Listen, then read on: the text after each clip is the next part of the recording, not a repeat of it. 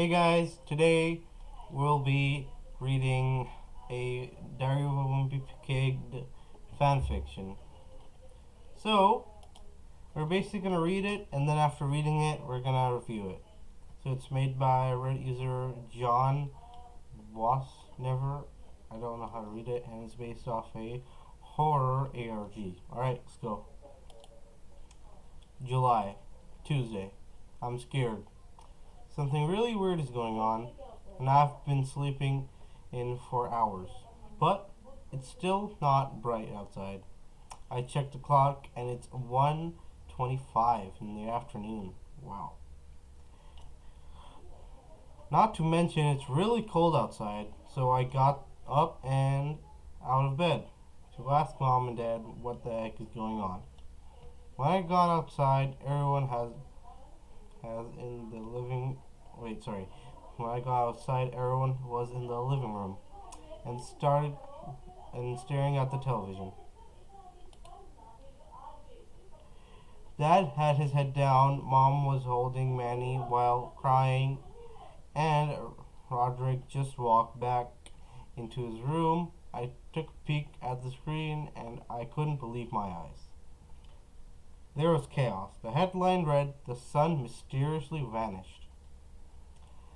I looked at Dad and asked him what we were going to do, but he just stayed staring at the floor and not saying anything. I knew I wouldn't get anything out of him, and Mom was still crying, so I instead went to Roderick. He was in his room packing his stuff. I'm leaving. To be honest, that's not a good move. You don't know what's going on right now. Alright. What? I asked what he was talking about. And he said it was the biggest opportunity to start a new life. He even offered me to go with him, but I quickly shot down that idea quickly because I had my own idea. It was basically the end of the world. Alright. I could do whatever I want. So I'm going to get Rowley and we're gonna break in to some stores, steal some valuable stuff, hit the road and live the good life. Alright? It's gonna be perfect. But the bad thing is that I don't think Mom or Dad will take it too lightly with my idea. So, after thinking about it, I'm gonna sneak out. After packing my stuff, I called Rowley and if he wanted to join me. We could do whatever we want. It was really surprised. It was really surprised me that because he said yes. I asked him why he said yes, and he said that his parents wanted to eat him if they ran out of food. Okay, that went dark pretty quick. So I told Rowley to pack his stuff and meet me at my house in the backyard. I snuck out through the back door and sat down. Hopefully Mom and Dad weren't looking for me while sitting there about 10 minutes wondering where Rowley was. I heard screaming near the street, so I went around the side of the road and peeked around the corner to see what I was looking at, and I saw some bright thing in the sky chasing a person down the street. When the lights shined at him, when the light shines at him, let's just say it didn't look pretty. Alright. At least I know that I need to stay clear from those things, or I'm gonna have dire consequences. When I got back to my backyard, I found Rowley there with all his stuff, but they're not all. I also saw Okay, I cannot read those names.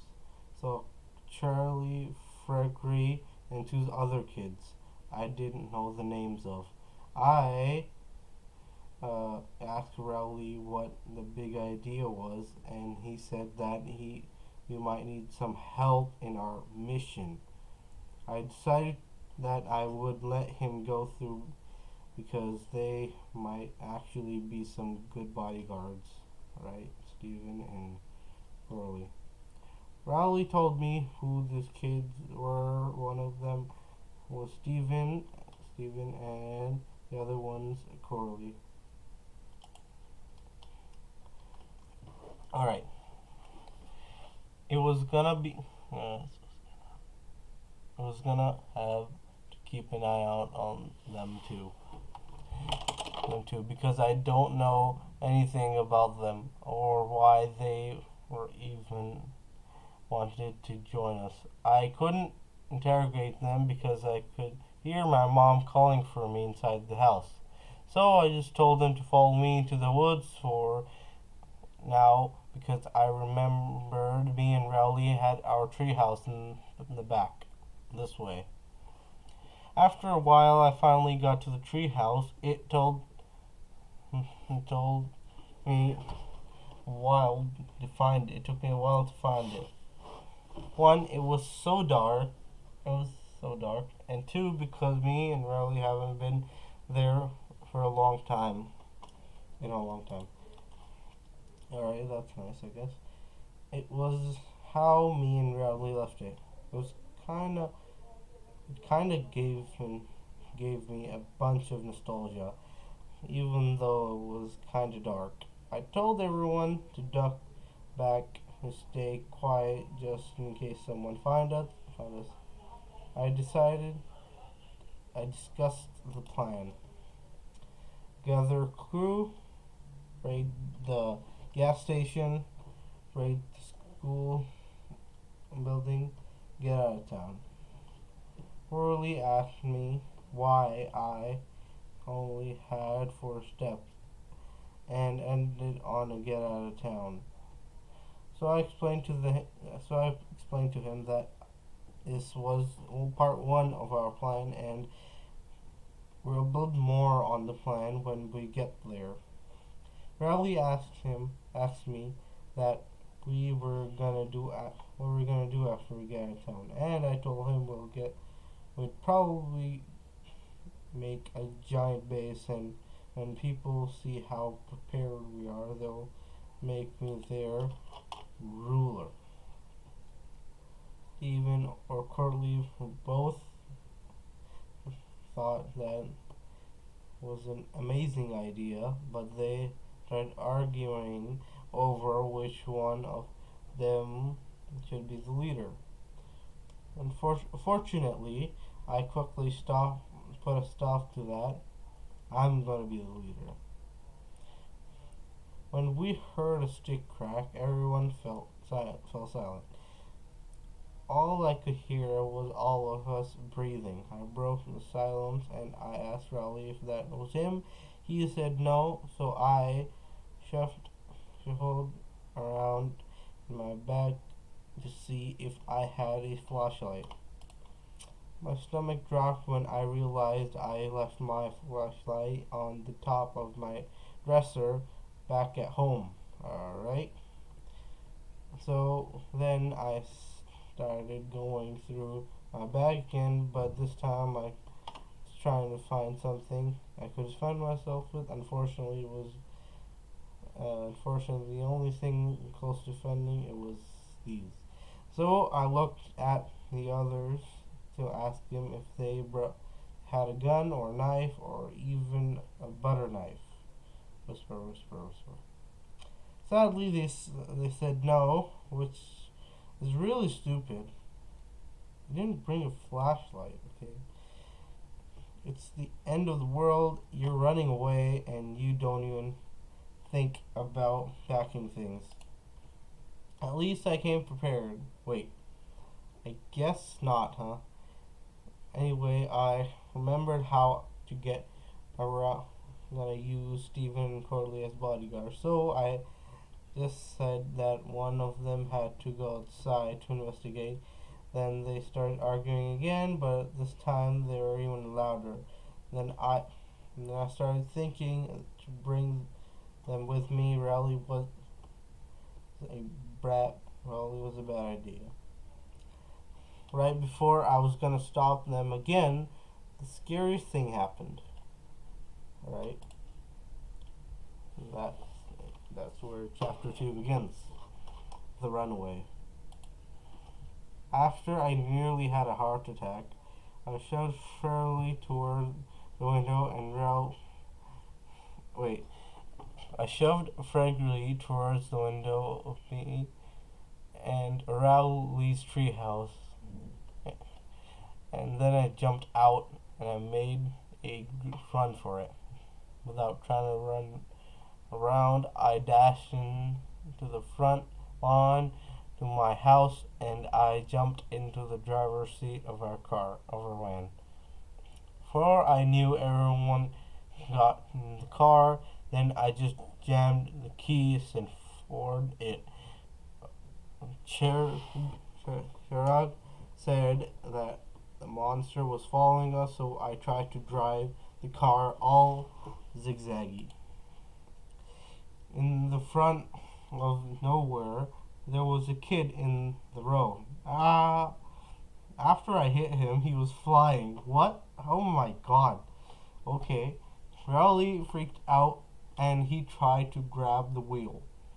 Rowley, stop that. Wait, alright. While the whole thing was going on, Steven even got a picture of that thing chasing us. Wow. Did somebody draw this? This is pretty good. As I was slipping Rowley out of his face, Gregory got a hold of the flare gun we gave in the back and shot it at the creature. Right as I was about to yell at Gregory for wasting our only flare gun, the creature exploded into bits. Okay, those are weak creatures, not gonna lie. Everyone started to cheer and celebrate Gregory to kill that monster, even me. It was perfect timing as well because down the road there was a gas station in the sight. We all arrived at the gas station. We all got out and I told them to get as much supplies as possible. The first thing I went to when we got in was behind the counter. I wasn't too surprised that I found a few guns laying around. That is not a good drawn gun, by the way. After finding a few flare guns, I saw Gregory grabbing some gummy worms. And now, look, I know how Gregory gets when he counts sugar, but after what he did there, saving our butts, I'm pretty sure he deserves them. Right before everyone finished grabbing supplies, we all heard crowd screaming from the back of the gas station. We went there and we were looking at a camera feed. I won't blame him for what he saw. Okay, those are... Is that a villager nose? Anyway. I immediately yelled at everyone to get the heck out of there, and we all made a run for it. We all threw our supplies in the van and hopped in. That's when Craig screamed. We looked at the window and the thing was charging at us.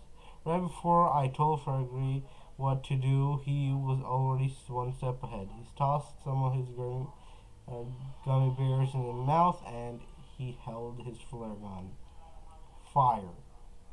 Okay, he missed. I was thinking that we're gonna die until the gas station exploded when the creature as well. Fergie wasn't trying to hit the monster, he was trying to hit the gas station. Gregory was smarter than I thought. I gotta remind myself to make Gregory the vice leader. Alright, to be continued in chapter 3. So, it's actually not bad. This is not a bad fanfiction. Usually, fanfictions are cringy and stuff. I read it and I was like, whoa, that's pretty nice, actually. I'm gonna hope to see part 3 in this. So, at the meantime, all I'm gonna say is this is pretty good, not gonna lie. And yeah, see you all in the next video. Goodbye.